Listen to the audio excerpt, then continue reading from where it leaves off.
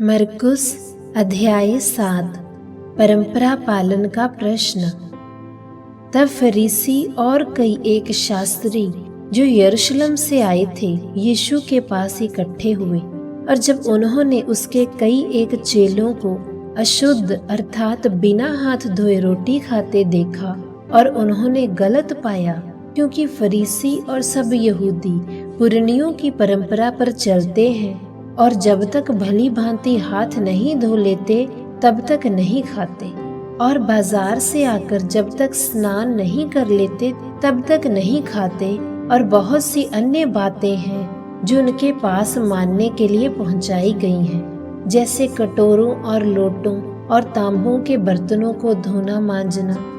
इसलिए उन फरीसियों और शास्त्रियों ने यीशु से पूछा, तेरे चेले क्यों पूर्वजों की परंपराओं पर नहीं चलते परंतु बिना हाथ धोए रोटी खाते हैं? यीशु ने उन्हें उत्तर देकर उनसे कहा, हे पाखंडियों, यशायाह ने तुम्हारे विषय में बहुत ठीक भविष्यवाणी की, जैसा कि लिखा है, ये लोग होठों से तो मेरा आदर करते हैं परंतु उनका मन मुझसे दूर रहता है, और ये व्यर्थ में मेरी उपासना करते हैं, क्योंकि मनुष्यों की आज्ञाओं को धर्म सिद्धांत करके सिखाते हैं। क्योंकि तुम परमेश्वर की आज्ञा को टालकर मनुष्यों की परंपरा को मानते हो। और यीशु ने उनसे कहा, तुम अपनी परंपरा को मानने के लिए परमेश्वर की आज्ञा कैसी अच्छी तरह से अस्वीकार कर देते हो। क्योंकि मूसा ने कहा है, अपने पिता और अपनी माता का आदर कर, और जो कोई पिता या माता की निंदा करे वह अवश्य मार डाला जाए। परंतु तुम कहते हो, यदि कोई अपने पिता व माता से कहे कि जो कुछ तुम्हें मुझसे लाभ पहुंचा वह कुर्बान अर्थात वह परमेश्वर को दिया जा चुका, और तुम उसको उसके पिता या उसकी माता की कुछ सेवा नहीं करने देते, इस प्रकार तुम अपनी प्रथाओं से जिन्हें तुमने ठहराया है परमेश्वर का वचन अमान्य कर देते हो, और तुम ऐसे ऐसे बहुत से काम करते हो।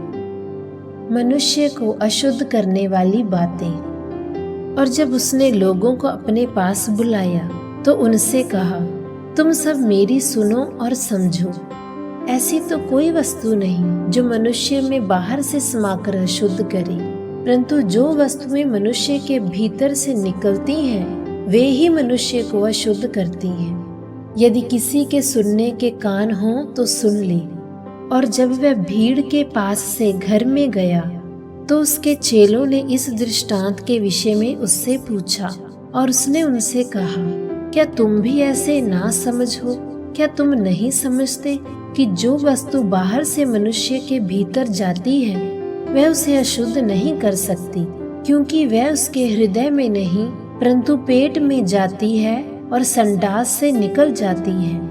यह कहकर यीशु ने सब भोजन वस्तुओं को शुद्ध ठहराया, और उसने कहा, जो मनुष्य में से निकलता है वही मनुष्य को अशुद्ध करता है, क्योंकि भीतर से मनुष्य के हृदय से बुरे बुरे विचार, जार कर्म, व्यभिचार, चोरी, हत्या करना, लोभ, दुष्टता, धोखा, कामुकता, कुदृष्टि, ईर्ष्या, झूठी निंदा, घमंड और मूर्खता निकलती है। ये सब बुरी बातें भीतर ही से निकलती हैं और मनुष्य को अशुद्ध करती हैं। सुरूफिनिकी जाति की स्त्री का विश्वास।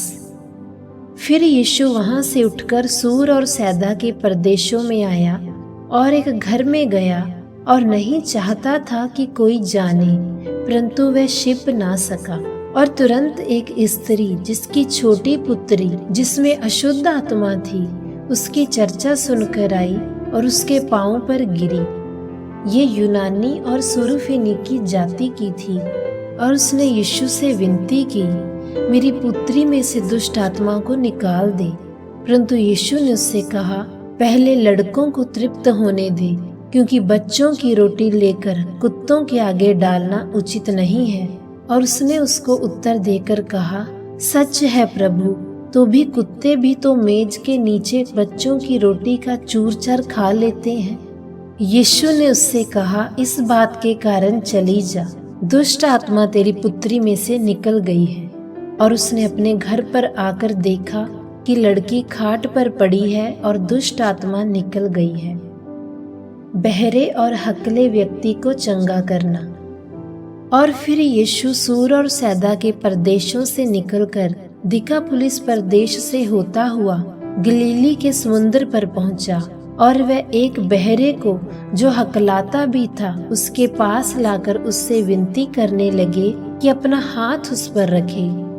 और वह उसको भीड़ से अलग ले गया और अपनी उंगलियां उसके कानों में डाली और थूककर उसकी जीभ को छुआ और स्वर्ग की ओर देखकर आह भरी और उससे कहा, इफ़ता, अर्थात खुल जा।